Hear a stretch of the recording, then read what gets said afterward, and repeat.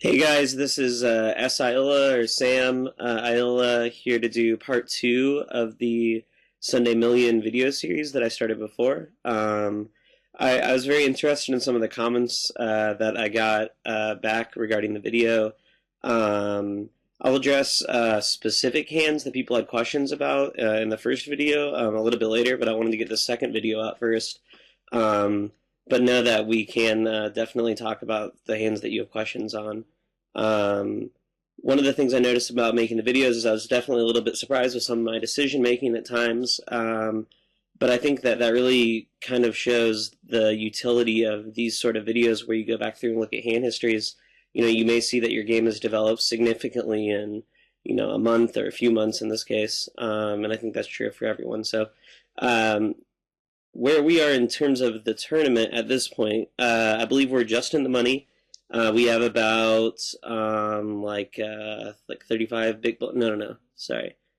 Yeah, we have about 25 big blinds, and people are definitely starting to loosen up a little bit, definitely significantly looser than they were around the money bubble.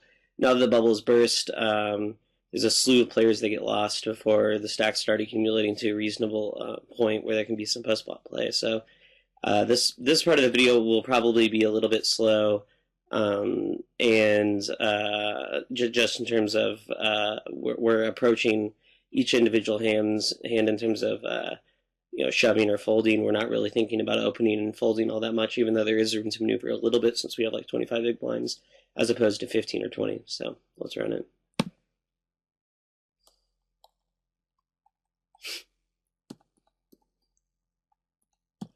Folding some trash under the gun. The blinds just went up to 1,000, 2,000, so we have almost 20 big blinds in the dot now, which changes a little bit whether or not we can open and fold. Folding ace-2 suited under the gun, pretty standard. King-queen here in the big blinds. There's a 2.5x under the gun from a kind of big stack and a 3-bet from a bigger stack in position. We have no fold equity in this spot, and we certainly don't have the best hand. We have ace-9 suited here in the small blind. There are a couple options we can take. The two options that are the most reasonable are either shoving here with a little bit less than 20 big blinds is certainly profitable in this spot, because there's the 2,000 plus the Annie's makes for 3,800, which represents about 10% of our stack, so we can definitely shove here profitably.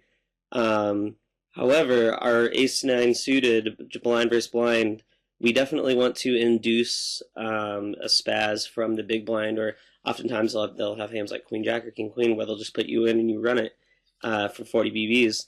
That's definitely a situation where we're in here, so I took the line of trying to induce the big blind to make a mistake. Assuming we have the best hand, going 2.5x to 5,000. I definitely like going a little bit bigger than this, like 2.75 to 3 to a full 3x, so 5,500 to 6K, but this is okay as well. And he folds.